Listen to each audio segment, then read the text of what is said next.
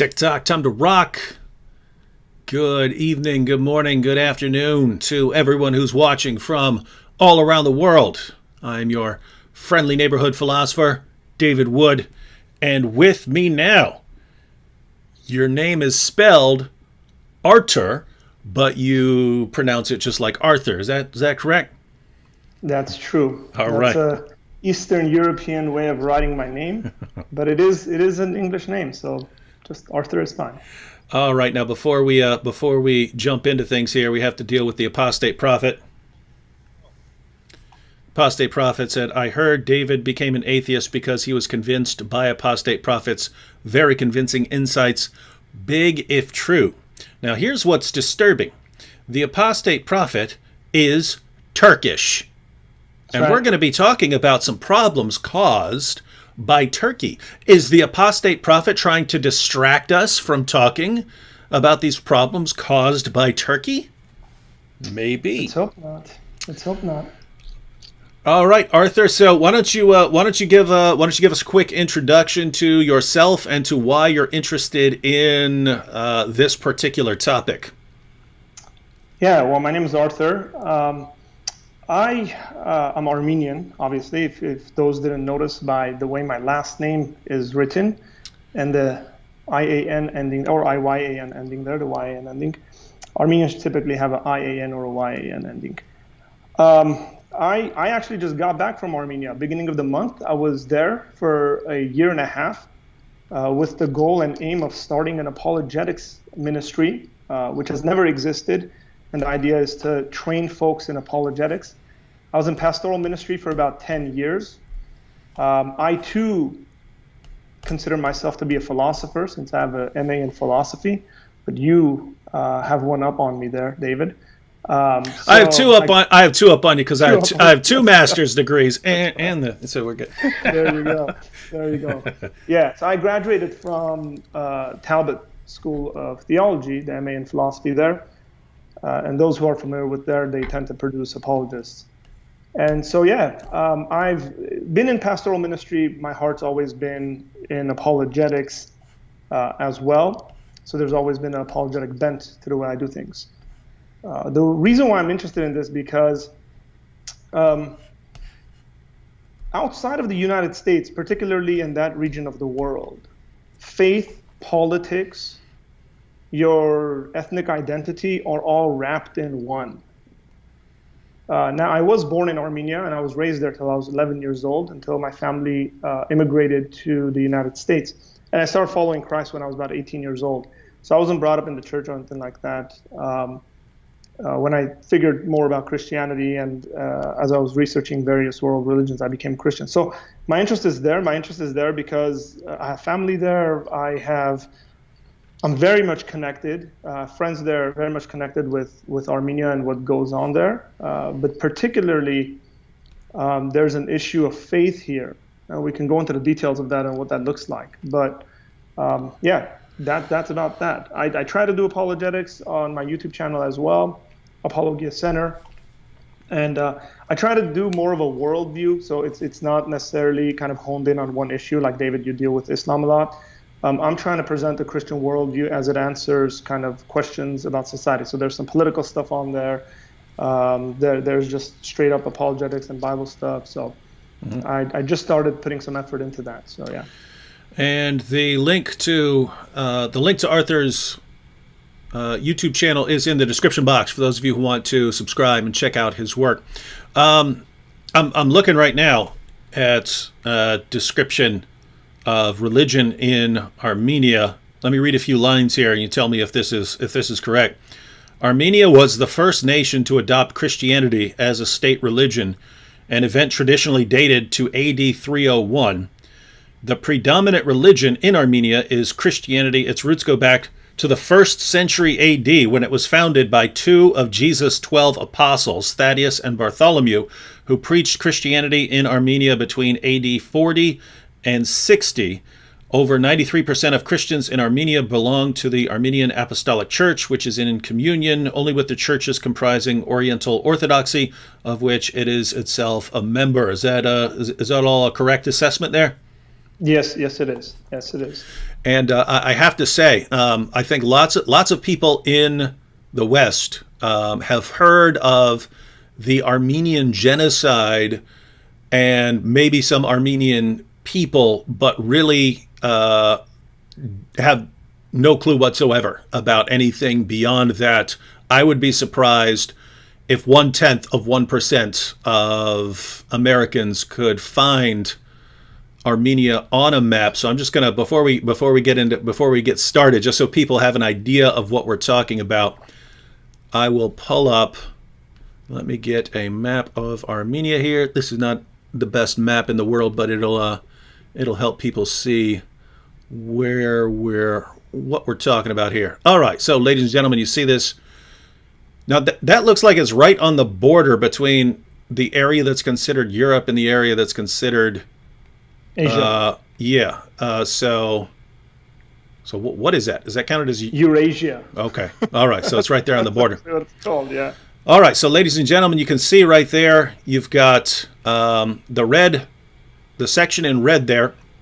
That is Armenia. And then right beside it, you have Azerbaijan, which is going to be important for what we're talking about right now. And then you have Georgia above that. Not terribly important for what we're talking about, but notice off to the left there, you've got Turkey and you've got Iran there. And so lots of interesting players here. That's right. All right. And you mentioned before we got started, you mentioned Greater Armenia. And so I just pulled up a map of Greater Armenia. So it looked like, how long ago was that? It looks bigger. That depends what map you're looking at. It could be around the 1st century. Yeah, it says Roman Empire and Parthian Empire, so it's got to be pretty far back in the day. Yeah. So that's so it's pretty back. As a matter of fact, that's a really good map you have up there. So we'll keep that and we'll use that because it's extremely important. Now, Armenia was at one point much larger than this. As a matter of fact, it went from the Caspian to the Mediterranean to the Black Sea. Part of Syria and Israel were actually under Armenian control. That's the largest the empire was, but typically Armenia was not kind of an empire. Historically, it's always been sandwiched about between really big empires like the Roman Empire and the Persian Empire. We've been around forever. So we've been around and in conflict with the Assyrians, the Babylonians, the Greeks have come in through, right? Everyone after that, the Mongols came through, the Turks have come and gone, right? Like, well, they haven't really gone; they're still around. But and then the last empire that Armenia kind of had an issue with and was under the control of was the Communist Empire, the Russian Empire.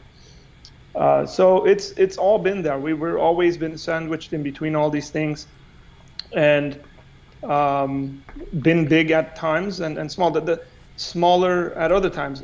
Throughout history, it's complicated because Armenians, like, you've had also multiple empires that have been Armenian. For example, if people look up the Kingdom of Cilicia, which was I think around about 300 years in the region of Cilicia, modern-day Turkey, kind of southeastern Turkey. There was a Kingdom of Cilicia, Armenian Empire, and it was pretty involved in the Crusades, giving shelter to Crusaders as they were coming through and going down into the Israel region to fight the Islamic onslaughts there. So it's had different sorts of empires. Sometimes it was one, sometimes it was 2, 3, 4. Generally, Greater Armenia, Lesser Armenia has been this dividing thing where we've seen it. What's unique about this map, I want people who are watching to pay attention to that region called the Artsakh on the right-hand side of the screen as I'm looking at it. Okay. Okay. I think I can point to it here. So, all right. Yeah. There we go. So it's important because that's essentially where our conversations, going to revolve around this region called Artsakh and what's going on there right now. All right. So the reason this is an important topic, and I got multiple requests in the comments section, various videos asking to comment on the current situation between Azerbaijan and Armenia. So this is a concern, but why don't you tell us why this became an important issue very, very recently? I mean, I guess it's been an important issue for a long time, but recently things flared up. Okay, so let me take a step back and kind of go back to the late 80s, and then we'll go from there. In the mid to late 80s, this region called Artsakh has always been Armenian land, by the way. It's predominantly Armenian populated, has always been, with the exception of during some periods of time where you had some Azeris living there, Azeri Turks living there. Some Ukrainians have lived there. You have other indigenous people there, by the way, that don't have country, like Yazidis. You get this Talish group that's in Azerbaijan. So there's a lot of people group in that region that don't have nations, but they're ethnically diverse from one another. When the Soviet Union was collapsing, it was kind of on its last leg. The people of Artsakh Artsakh is also called Nagorno Karabakh, by the way. I'm using the Armenian word for it. The people of Artsakh said, we want to have independence. We either want to join back with Armenia or we want to be our own independent republic. Now, as countries are breaking off from the Soviet Union, right? Like, you got to realize it's pretty intense time. And what ended up happening is that the Azeri government, the communist government of Azerbaijan, pretty much said no, and went on to take back control, right? To invade, saying, no, you've been in our borders, you are our land, regardless of who's living there. At that time, the population, it depends on what numbers you're looking at. Maybe it was 20% Azeri, 80% Armenian, with some minor percentages of other people groups. And so a war erupted. Now, that's in the 80s. I was born in 1985. I kind of remember the beginning of the war, and then I definitely remember the intense period of the war. We came to the United States in the mid-90s, and part of the reason why we came to the United States was because of the war. It was just chaos. Communism had fallen. Armenia pretty much went into this 4 or 5 year war. And then in 94, there was a ceasefire called. And there's been a ceasefire ever since. Occasional flare-ups, shooting back and forth. It's very difficult to determine who shot what, okay? Either side is going to say the other one shot first and broke, the ceasefire and all that stuff. Until July of this year. Now, mind you, I told you guys that I just got back from Armenia after spending a year and a half there.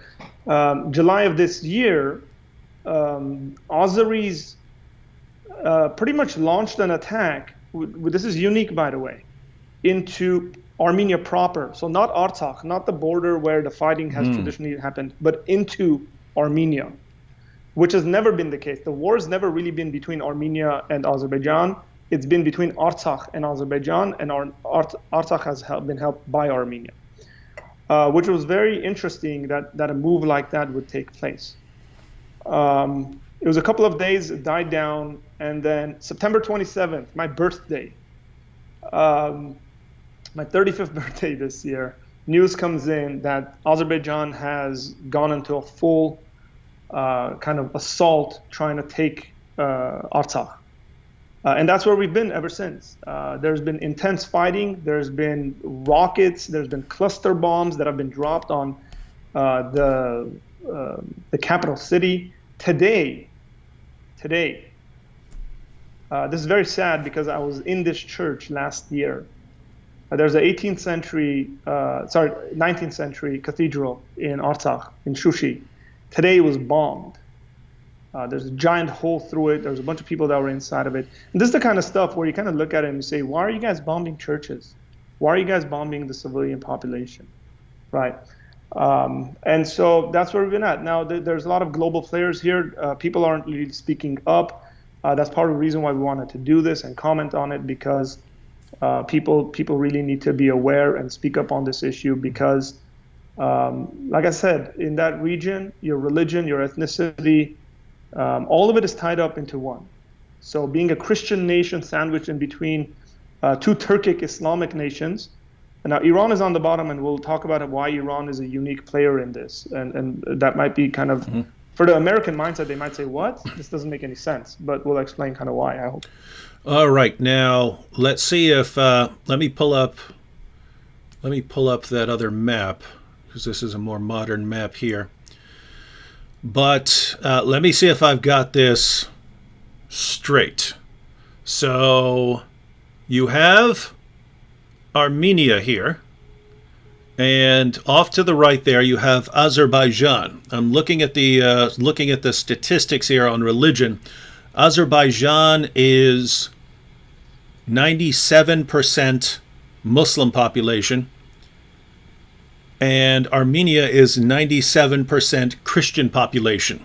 So you have a Christian nation right beside a Muslim nation, and the Soviet Union drew up some lines. Yeah, arbitrarily, yeah.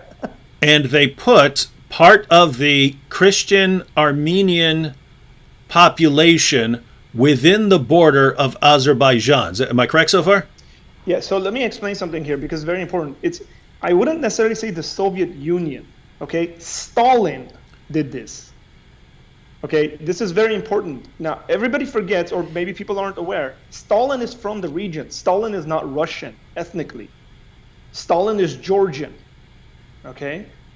He is from the region. As a matter of fact, if you read his biography and stuff like that, you will see that he has Armenian, Azeri friends who are involved with his whole communist kind of takeover. Now, why is that important? Partly because Artsakh tried to get independence in between 1918 to like 2021, okay? Armenia had independence. Sometimes people call this the first Armenian Republic. Azerbaijan also had its independence. As a matter of fact, technically it becomes a nation in 1918. It doesn't really exist before that. Not saying the people group don't exist, but as a nation. Stalin chooses in the early 1920s to appease the Turks because they're signing all sorts of peace treaties and stuff like that, to put Artsakh into Azeri, within Azeri borders. I think, now this is my personal opinion, okay, take it for what it is. I also think part of the reason why he did this is so that Armenia wouldn't be large enough and Armenia wouldn't actually try to fight and gain independence, because during this time there's actually a 1 year republic. It's called the Republic of Syunik, southern Armenia. That's very close tied to Artsakh. If you notice the Armenian map, by the way, it's a map of a girl kind of facing towards Turkey. I don't know if you can see that kind of silhouette. So we would say kind of the hair and the neck, right, of this girl. Basically, it declared independence because it didn't want to be under communist Bolshevik rule. It lasted for about a year, and then they took over. They couldn't withstand the Soviets. Now, I think part of Stalin's thinking, again, this is just me, was to kind of divide the Armenian population and not let them be unified, considering that Artsakh has always been a region where they've defended the Armenian homeland, and the people there are rugged. The place is mountainous. As a matter of fact, it's called Mountainous Republic of Karabakh because it's extremely mountainous. So it's a very rugged place. The people are rugged. They're fighters. They're warriors. And they've seen many empires, like I said, come through. So again, it's not necessarily that the Soviets did it. It's that Stalin did it, right? A genocidal maniac, right, decided to do this, arbitrarily drop some lines, and then put it within, put it within Azerbaijan, still under Soviet rule. Even though it was under Azerbaijan, it had its own Soviet kind of commission. So Armenia had its own kind of Soviet leadership, Azerbaijan had it, but Artsakh had it as well, which should give us a hint that it was still operating autonomously from Azeri rule, namely because the large percentage of ethnic Armenian Christians there. All right, so you have Christian Armenia, which goes back a long way. You have Muslim Azerbaijan. Stalin drew up some lines, and he put an Armenian Christian territory within the border of Azerbaijan, but that wasn't working out too well according to the people, and so they were somewhat autonomous, even though they're officially within the border. They're still acting with autonomy. Then the Soviet Union collapses, and then these nations have to figure out what they're going to do. So as it's collapsing, so in the mid-'80s, there was already a movement in Artsakh saying we want independence and we want to be joined with Armenia. The idea has always been this was one country with Armenia, so we want to be joined with Armenia. But if that's not possible, we want to be our own republic. We want to govern ourselves. We don't want to be under Azeri rule. And they actually passed a referendum. They voted on it. Majority of the people said, yes, we want to be our own republic. Now, here's the funny thing, and if there is Azeris and Turks in the chat, I'm not really paying attention to that, but if there are, they're going to tell you, well, UN resolution such and such number recognizes Artsakh to be under, Azeri rule, and Armenia should accept that. This is kind of the story that keeps getting repeated from their side, right? The UN recognizes this, and Armenia should respect the wishes of the UN. Well, the UN is recognizing the arbitrary decision of a genocidal maniac, Stalin. That's really what's happening.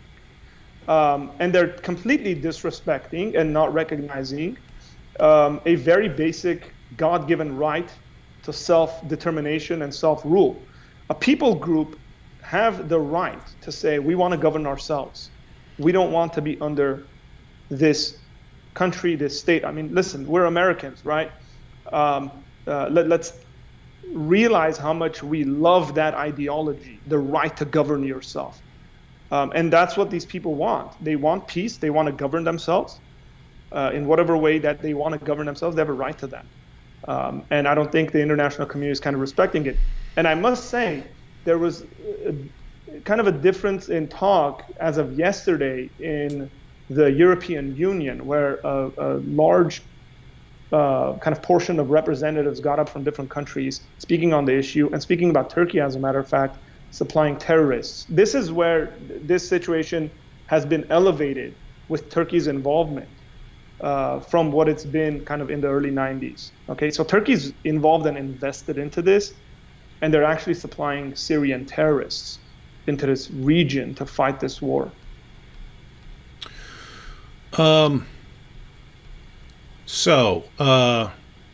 Syrian terrorists. Why do you think this is? This would be opinion, but why do you think this is all being stirred up right now? Well, I think the Turkish leader, I kind of refrain from calling him president. I like to call him a dictator or leader or whatever. Is a psycho. He's a maniac, right? He wants a number of things. I think one of the things he wants is to bring back the glory days of Turkey in regards to the Ottoman Empire. That's one thing. I think another thing that's probably in his mind is a connection. It's a physical connection to all the Turkic nations, which is actually an ideology, if you look it up, that was really popular in the early 1900s, called Pan-Turkism. And I think Erdogan, if you look at his involvement over the last 10 years in Syria, in Libya, in Yemen, in Iraq, you will see why, when you connect the dots, this is important and why their involvement is important. One of the other things is that Armenians are technically, historically, kind of a thorn in their flesh, not in the sense that Armenians are aggressors, but the fact that it's a constant reminder of the genocide they committed against us. And not just us, by the way, against Christians, against Assyrians and against Greeks, indigenous Christians of that land. And I mean, the maps we looked at, if you look at it very closely, Eastern Turkey is Western Armenia. It's historic Armenian lands. 80% of the population was killed off in 1915, between 1915 and 1923. And that also, the Armenian genocide, I've heard, actually provided the model for Hitler. That's right. That when he studied it, he found out, wow, you can actually massacre an entire population while the world sits there and watches. It can actually be done, and that's what actually showed him that it could be done. What a lot of people don't realize is that there was German soldiers on the ground. As a matter of fact, most of the pictures that you will see of the genocide, a lot of pictures, we have surviving pictures you will see, was taken by a German officer in secret. So there's enough proof of this. There's correspondence going back and forth between the U.S. ambassador, Henry Morgenthau. There's international conversation, newspaper clippings you can find of the New York Times talking about the massacre of the Armenians at the hands of the Ottomans, or the Young Turk regime at the time, Young Turks. So that's the case. Armenians are a nuisance, you could say. And the way Turkey sees it is that Azerbaijan is the same people group. There's the same Turks. They speak the same language. And Armenia is in between that connection. Mm-hmm. You did have a question right here. Alan Rule said, can the guest explain what the Nakhichevan Autonomous Republic. Nakhichevan. I was close. Nakhichevan. Yeah. Now, you're pretty good. It's okay. when I saw the question, I tried looking it up, and it looks like that's that little area on the opposite side of Armenia that doesn't have a country label. So let me pull that back up. Very interesting that you would ask this, considering my ancestors are from Nakhichevan. Now, the reason why I say this is because my ancestors, Armenians, are from Iran. They were taken there in the 1600s because the Persian Shah emptied Nakhichevan to stop Ottoman advancements and kind of burned down. Nakhichevan is very fertile and stuff like that, so burned the land, scorched it, so it would stop their advancement. Nakhichevan was a part of this whole conflict, as a matter of fact. Within kind of this, it's an autonomous region, but it's under Azeri. It's within the Azeri borders. Let's put it that way. It's autonomous in the sense that it's disconnected from Azerbaijan, right? Historically, if we want to talk about it, again, historically it's Armenian land,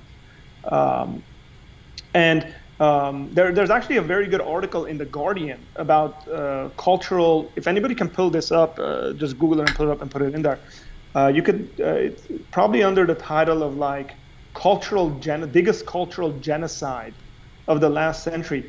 One of the things that they did is they went around. There's something that Armenians kind of pride themselves on. It's called the khachkar.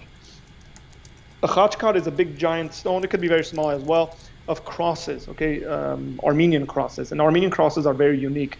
The closest thing that comes to it would be like a Celtic cross, and what they went around and did was break all of these historic Armenian landmarks, pretty much historic sites,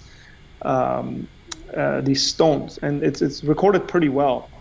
And so The Guardian has an article on this that you can see. You mean this one, Monumental Loss, Azerbaijan, and the Worst Cultural Genocide of the 21st Century? That's right. Yes, that's the one. Let's see. That's the one.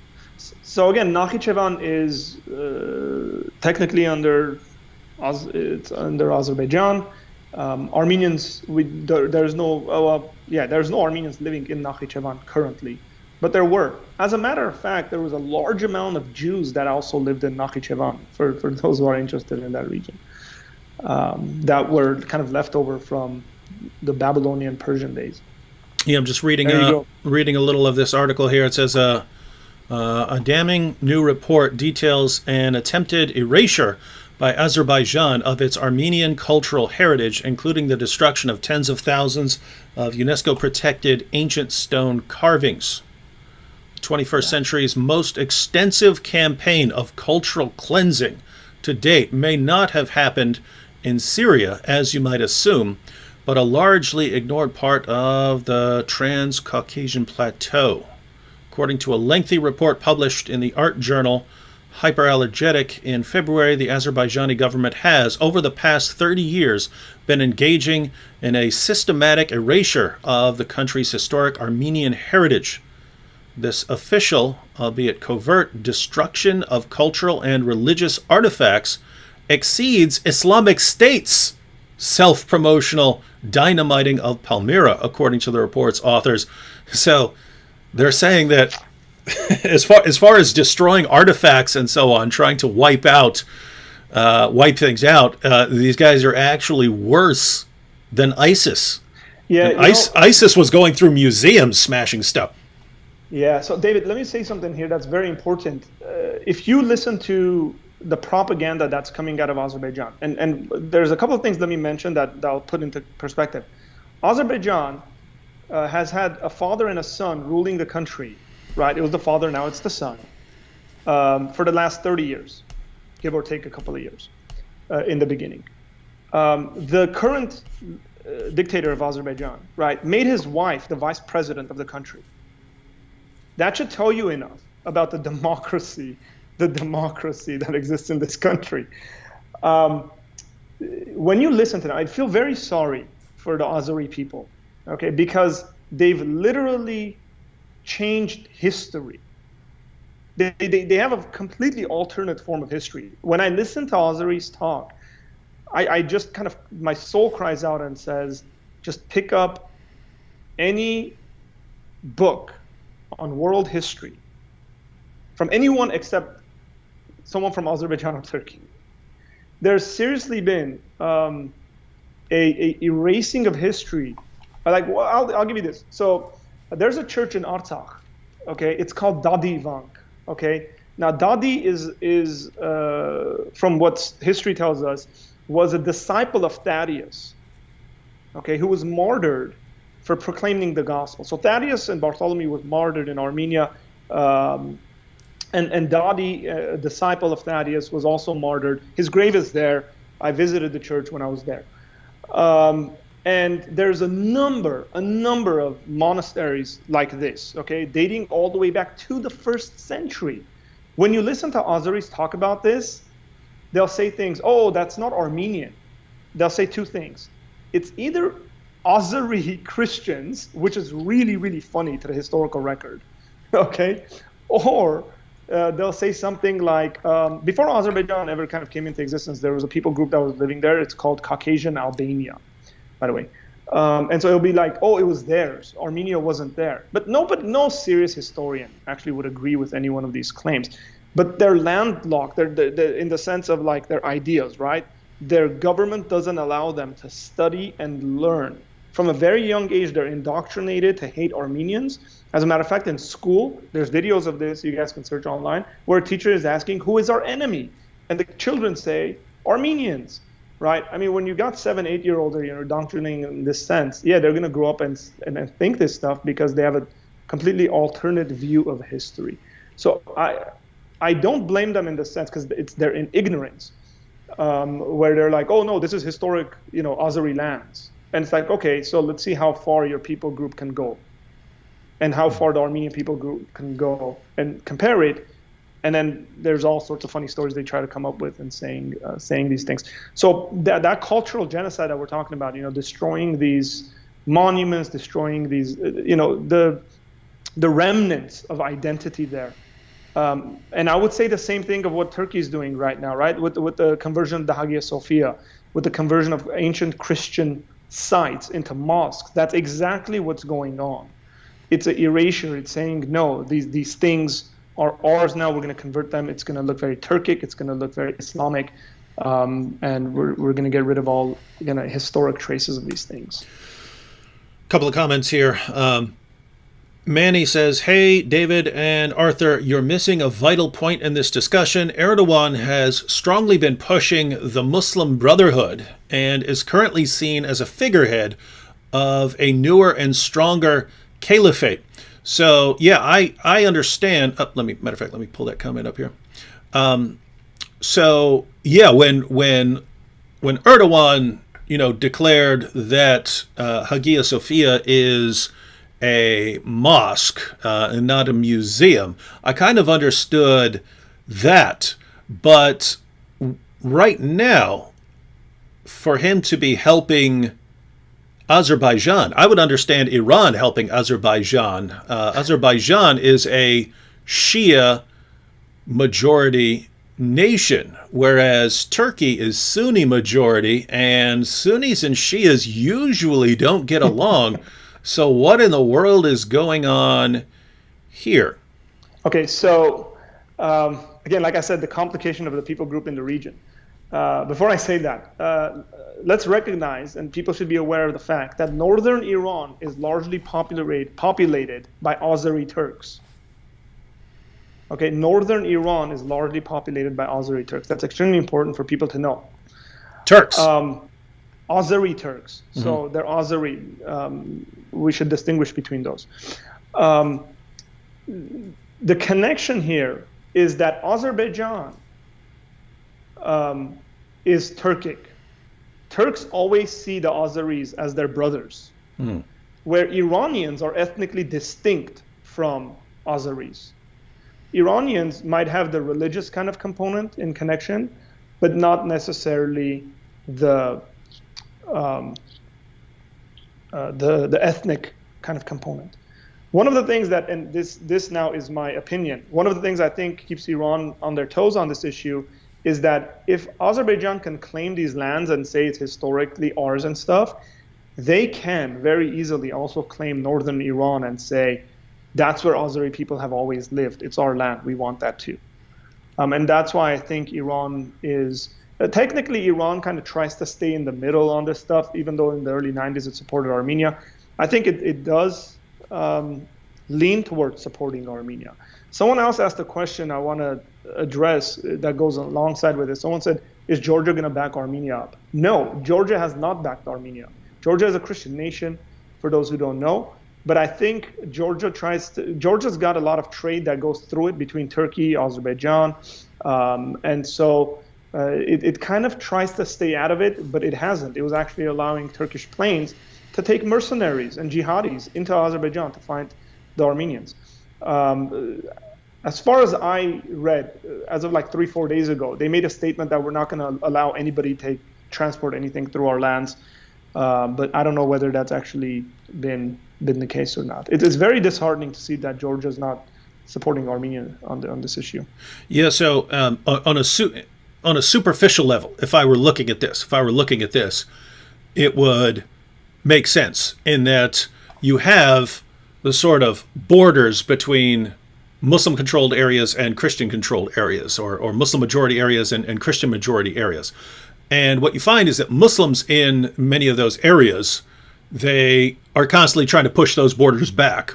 So this is kind of anywhere. Oh, and it doesn't have to be Christians either. So if you look at India, you have Muslims in the north, and then Hindus south of that, and the Muslims in many of the Muslims in those areas are trying to continue pushing further and further south. Nigeria, Nigeria's a border area where you have Muslims in the north and Christians in the south, and Muslims are constantly trying to expand and push. So if I were looking at this and didn't have you breaking this down, I would look and I'd say, okay, you have Christian Georgia, Christian Armenia, and then Muslims on the west, east, and south.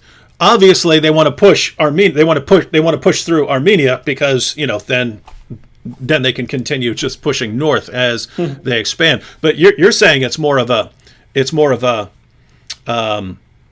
like an ethnic situation where, hey, those are our people on that side. They're our brothers on the opposite side. Yes and no. I mean, again, it's complicated as to why Iran operates the way it does on this issue. Maybe it's a bit counterintuitive or something like that. One thing I will say this: history has proven that the Turkic peoples, not the Iranian people, have committed genocide against Armenians, and specifically Armenian Christians. Now, I'll put it this way. During the 1915 genocide, if a person converted to Islam, their life was spared. Their last name was changed. They became something Oghlu or something like that, very Turkic last name, and it was done. So definitely there's a religious component to this, but I don't want to be an individual who says it's just a religious component, because that's just not true. Obviously, there's an ethnic component, but again, we are looking at this from Western eyes. It's very important to look at it from Eastern eyes, right? Looking at it from that perspective, where your religious identity and your ethnic identity are the same. Where if you're Armenian, you're a Christian, right? If you want to insult someone in both, by the way, if you want to insult someone in Turkey, you call them Armenian. If you want to insult someone in Armenia, you call them a Turk. And if I've heard this from Turkish Christians, even when a Turk becomes a Christian, they will call them, oh, you're Ermeni, right? You're Armenian. Like you've betrayed your people, you've become Armenian. But they haven't become Armenian. They're Turks. They're just Christians. But you have to understand the mindset here. The mindset is your ethnic identity and your religious identity are the same. And so it's very difficult to separate those things and say, oh, it's just the ethnic issue. And I've seen Azeri propaganda and Turkish propaganda, well, it says, oh, no, this is just an ethnic issue. That's not true. If it was an ethnic issue, then why would people during the genocide who converted to Islam, why were their lives spared? If it was just an ethnic issue. So some sort of combination then. Yes. All right, here's another interesting question. Rebri77 said, what does Arthur think about Putin's role in this situation, and if he will back Armenia if Erdogan gets involved? So as far as I can tell, again, you can correct me if I'm wrong, so Turkey is backing Azerbaijan for this dispute, in the situation over this disputed area, but Russia is supposed to back Armenia, or is it supposed to take care of that particular region? I know Russia has some sort of obligation here. Yeah. So there is an issue here between right, like the big players are getting involved now as people are asking these questions. Number one, on the Turkish-Armenia border, there's Russian troops.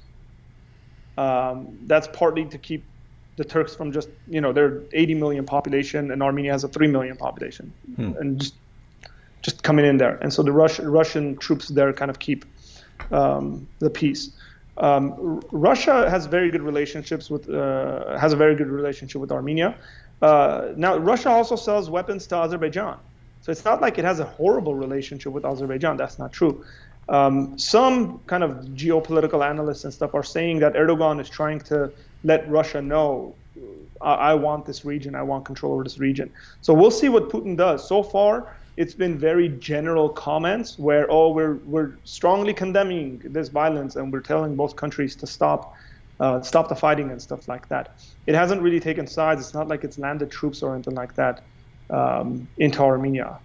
So we will see. I don't know what the Russians will do, but I hope they get involved, because we do need some of these countries to get involved, or else Armenia is really just left alone to deal with this themselves. And the United States isn't doing much either.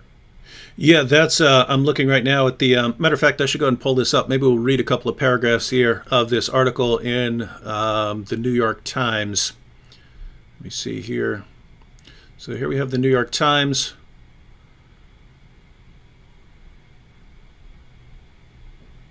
Yerevan, Armenia. Taking shelter in a hospital basement, 19-year-old George Alexanian can hear the suicide drones buzzing overhead in the city of Stepanakert. So they're using suicide drones. So I guess these are just drones loaded with explosives or something? Yes, they are. And let me complicate this a little more. A lot of the drones that Azerbaijan's buying are being sold by Israel. Now, someone posted this, and I think it's so heart-wrenching, right? It's the statement goes as far like this. It says, we're seeing grandchildren of Holocaust survivors selling weapons to the grandchildren of genocide perpetrators who are using those weapons against the grandchildren of genocide survivors. With the Israel is selling lots of arms. Wow. So you're saying these? I don't know. It boggles me. Yeah. Yeah. If so, that needs to be exposed.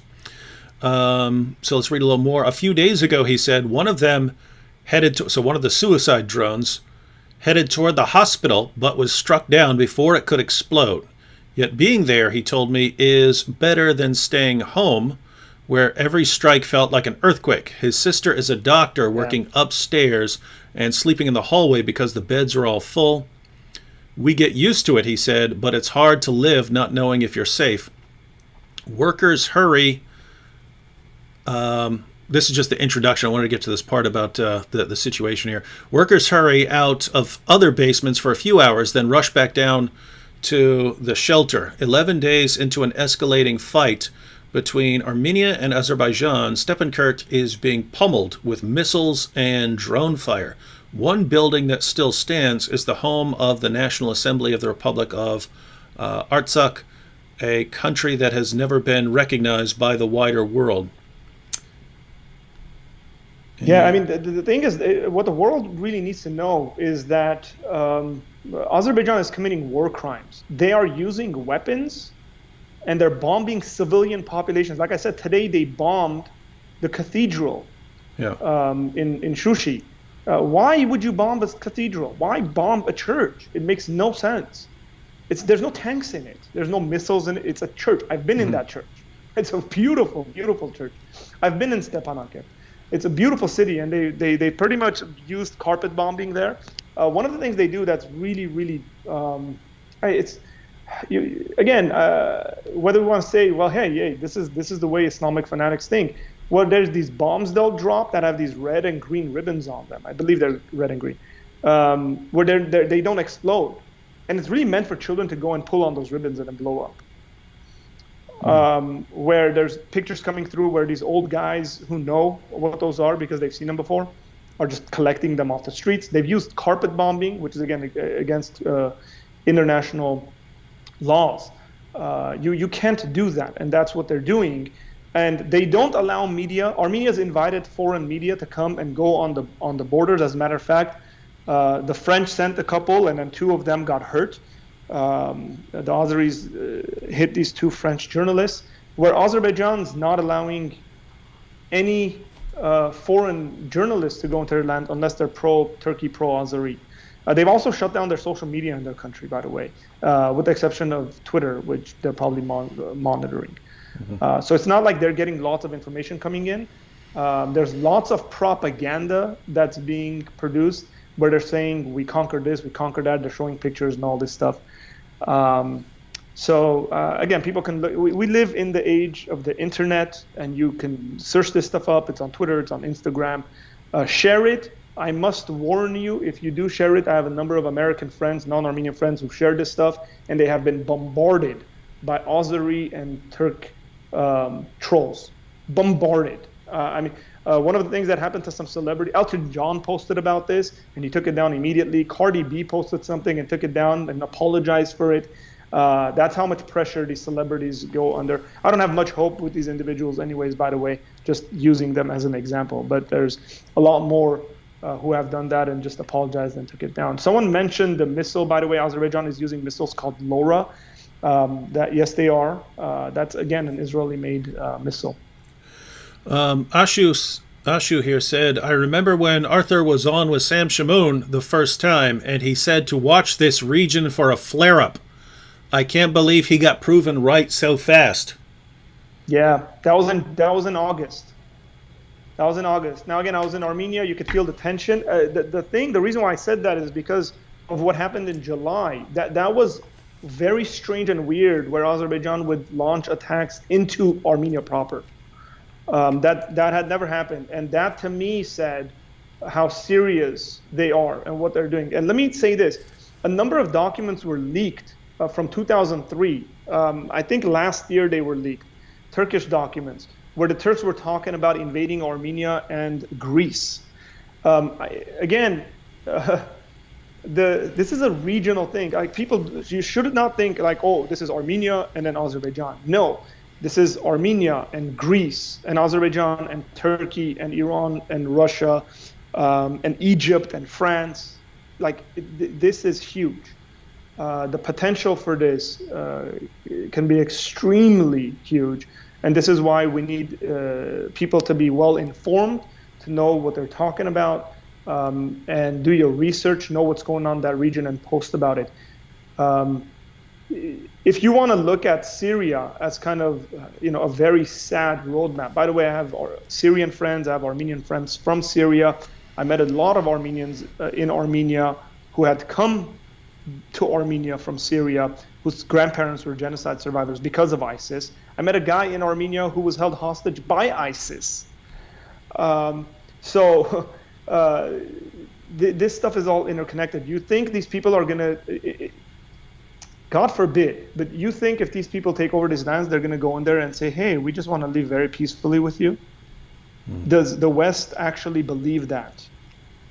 Or considering the fact that they're bringing in these, Turkey denies this, but Europe and America are all talking about this, bringing these Syrian jihadis and having them fight the Armenians. You think these guys are going to go in there and not rape women and kill children and forcibly convert them into Islam? You think that's not what their ideology, if you think that's not what their ideology teaches, then you are a fool. You are as naive and stupid as they come. Let's read a little more here.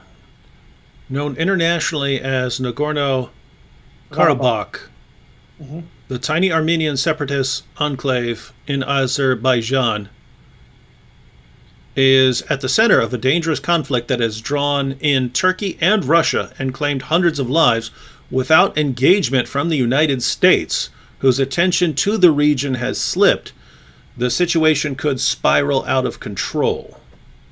And so basically, the idea here is you're kind of seeing the beginning of skirmishes, and then it's a question of who gets involved. So it's not a skirmish anymore. This is a full-on reignition of the war. This is the largest escalation that's happened. By the way, let me put into context here, numbers-wise. There's 150,000 people that live in Artsakh. Armenia has a population of about 3 million people.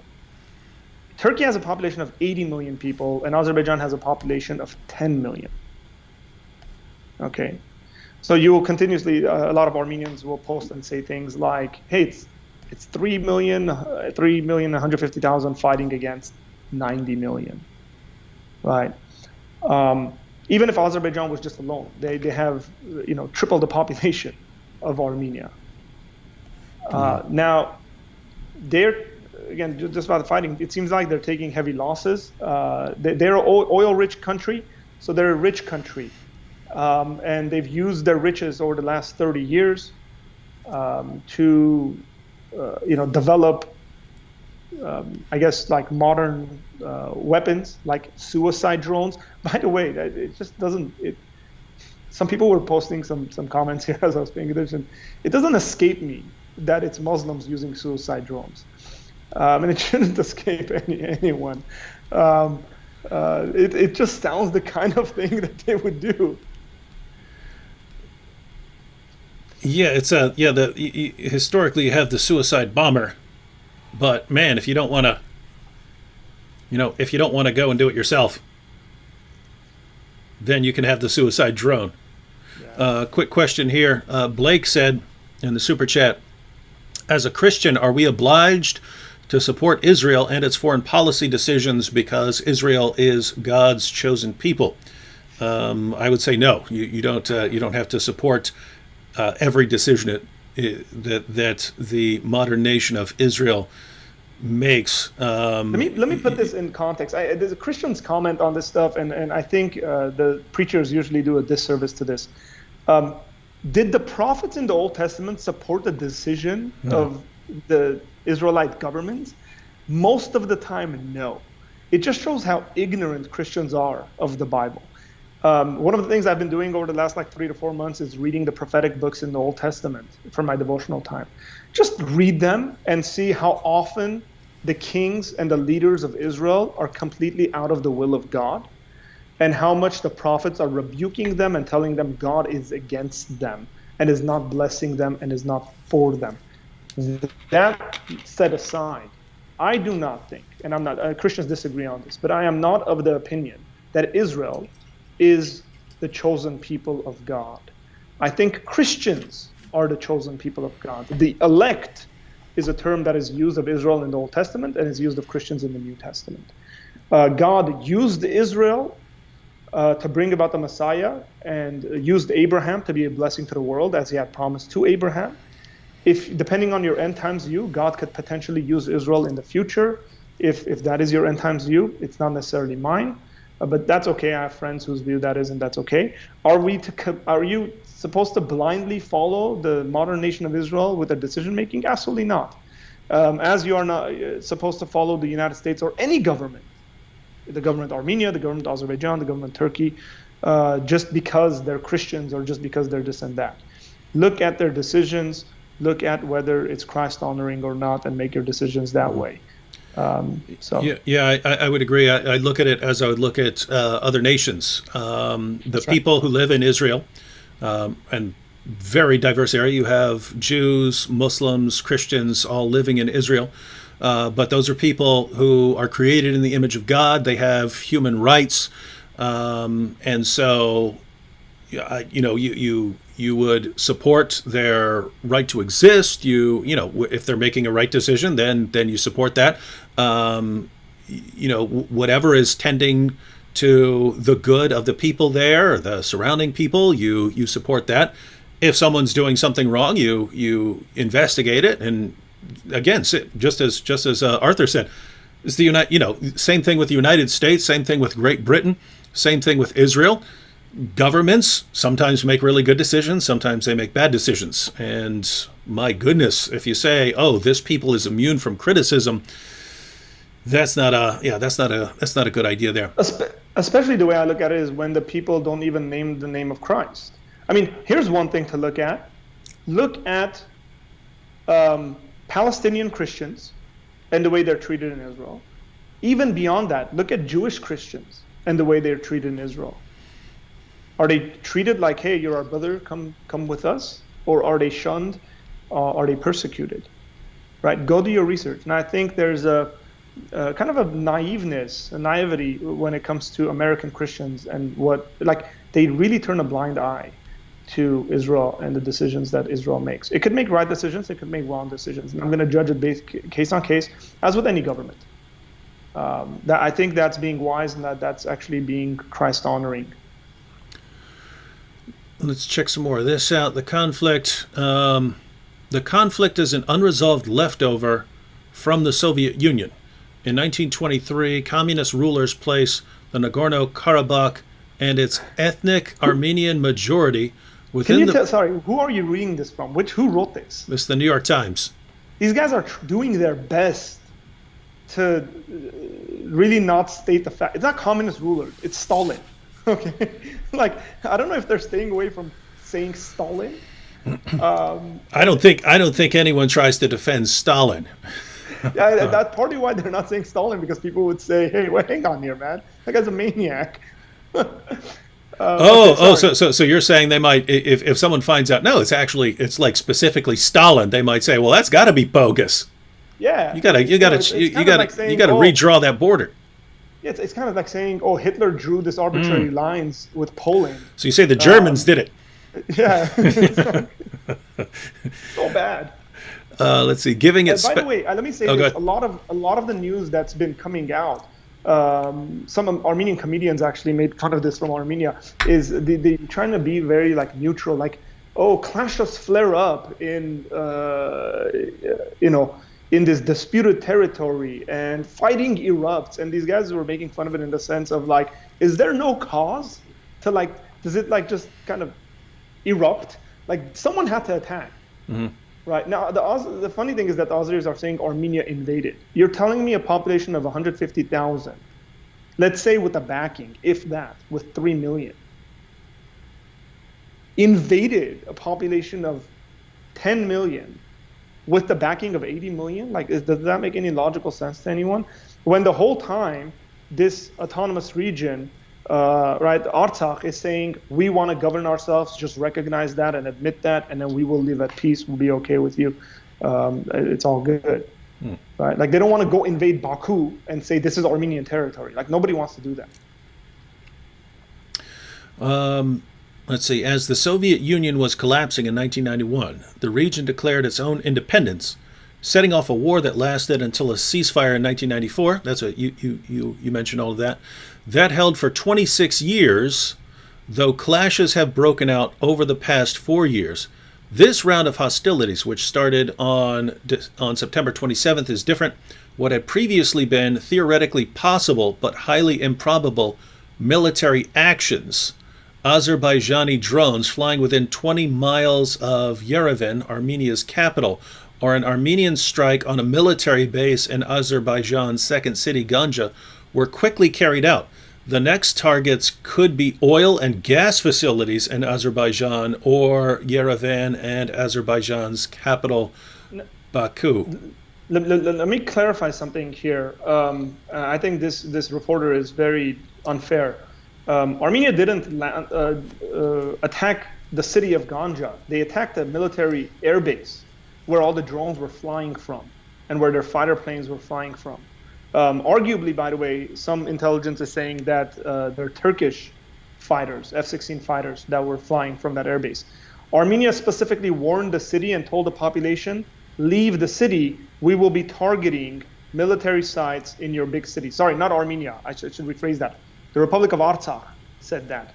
The Republic of Artsakh, their president came out and made for a couple of days, multiple announcements. We're going to go after military sites in big cities, leave. People actually fled from Ganja. And what ended up happening is that the military airbase, which was also a makeshift international airport, it's not really international, it flies to like 3 countries in that nearby, but I guess that qualifies as international, was hit, where on the other side, the Azerbaijanis have been cluster bombing the city of Stepanakert, just residents. And that's the difference. So the Armenians the Armenians in Artsakh never bombed the city. As a matter of fact, there's a couple of really funny pictures that have come out. Supposedly they're rockets that didn't blow up, and you can literally see they drilled a hole in the ground, put a rocket in there. They actually have a little stick next to it, and there's no like gravel or anything outside. Like, it's staged. It's obviously staged, trying to show that Armenians are targeting civilians. And when there's tons of videos and images that are coming of bombs just dropping all over the place in Stepanakert. And this is what happens when you get dictators in power and they're controlling the media and they're actually just, throwing out this propaganda nonsense. All right, read a little more here. I just wanted to get down to see what it's saying about Russia and the United States here. The threat of mutually assured destruction.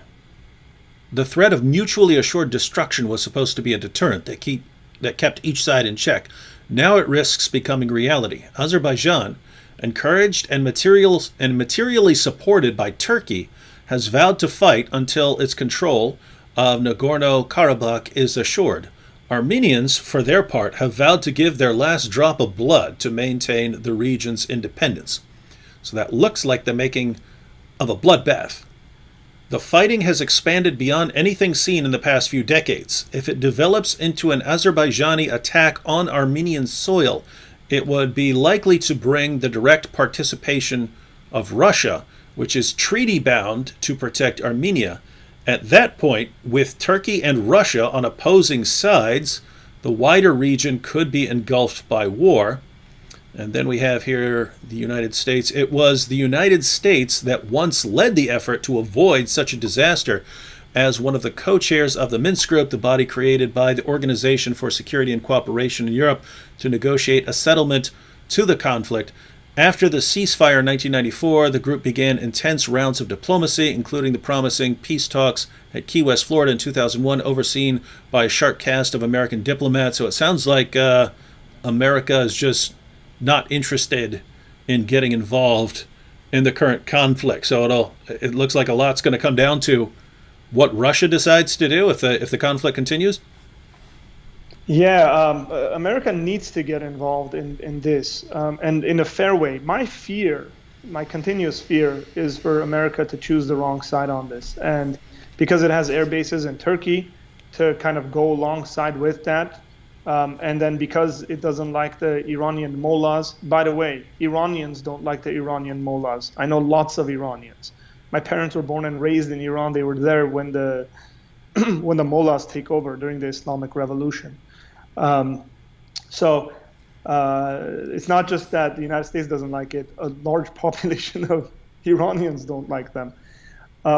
Just because of that, I'm always under the fear that the United States will go with Azerbaijan and Turkey on this because it wants to kind of counter Russia and Iran, and they would be in the wrong if it ever came down to that. Hopefully not.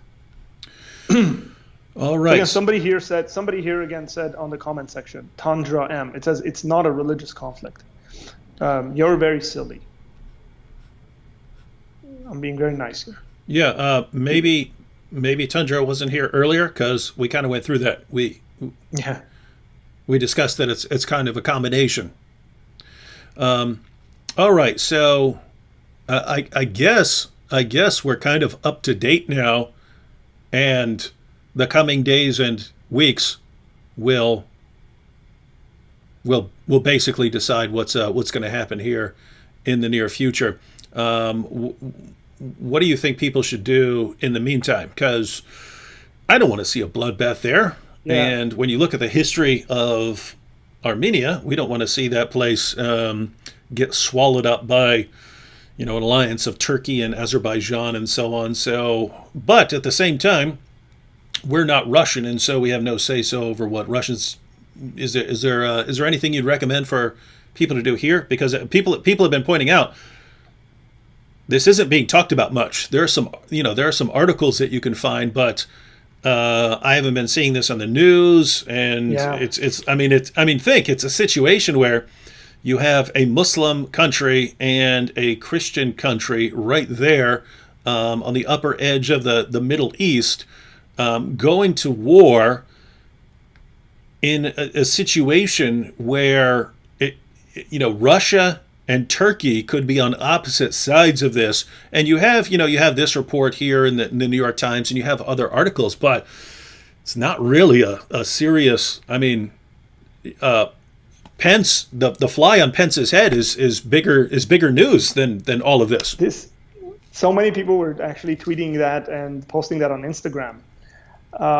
Literally, it's very sad. CNN, as a matter of fact, one of the things that happened here in Los Angeles is that CNN reported some false reporting, essentially, which is not uncommon of them, but where Armenians shut down the streets in front of CNN for a number of days. I think it was like up to maybe a week until CNN actually reported correctly as to what's going on and who the aggressors in the situation are.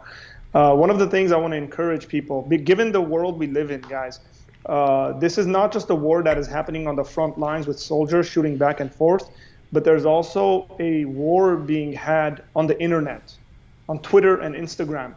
Go and just search Armenia or Azerbaijan on Twitter. I've tried this, okay? One of the things that comes up is you will see continuous accounts that were created like 3 days ago, 2 days ago, 5 days ago. That is like 0 followers and stuff like that. Just blasting content supporting Azerbaijan. So they're I would say probably doing a better job. Probably they have paid individuals who are sitting in front of a computer and just doing this day and night. Programmers have created bots that are just doing this. So we need people. Armenians need people, especially non-Armenians, to post about this, post articles, post pictures, talk about the situation, get the word out, tag news stations and agencies and all that stuff, so that it trends, so that it becomes news, and people actually talk about it. Given the fact that we're Christians, I want to encourage all the Christians to pray. Now, here's what to pray for: peace, because that's what we want as Christians.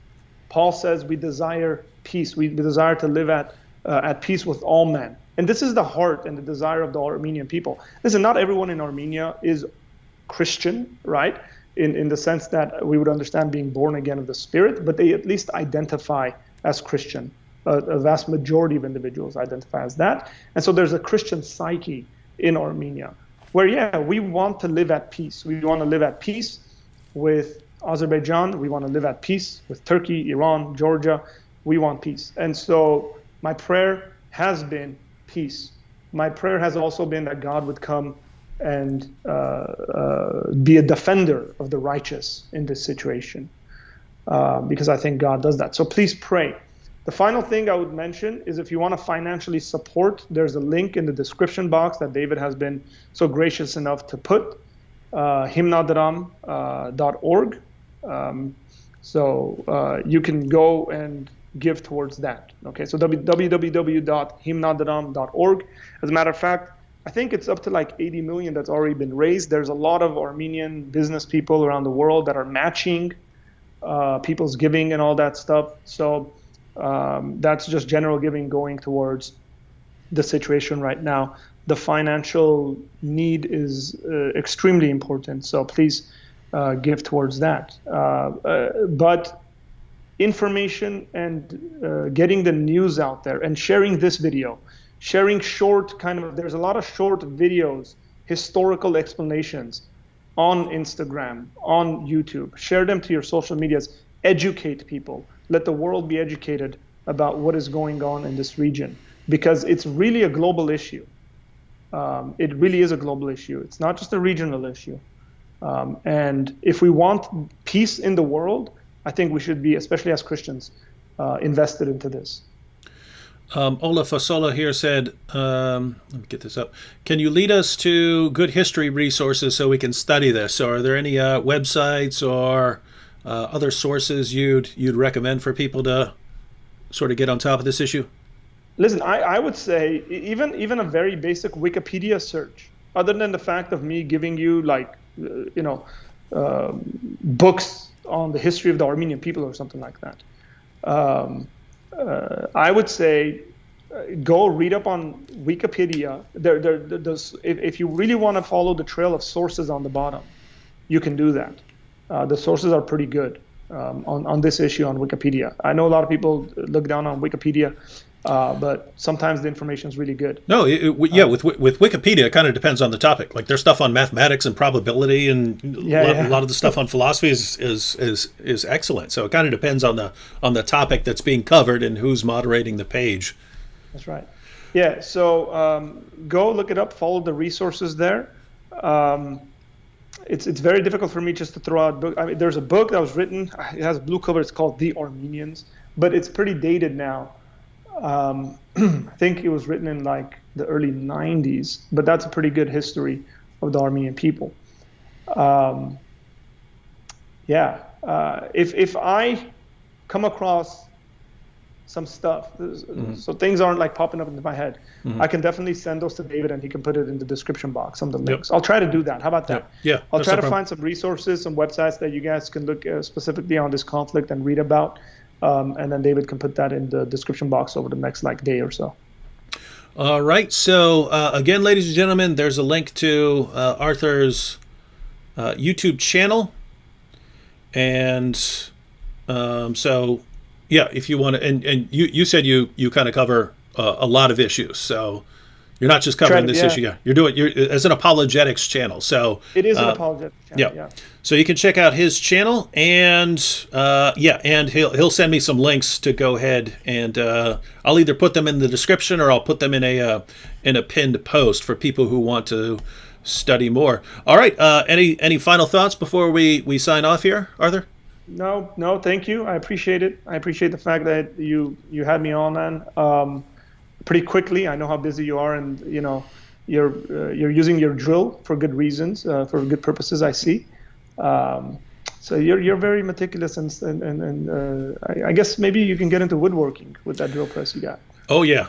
I think I'm gonna have to get a bandsaw next, because you can do all sorts of stuff with a bandsaw too. You can make book safes, right?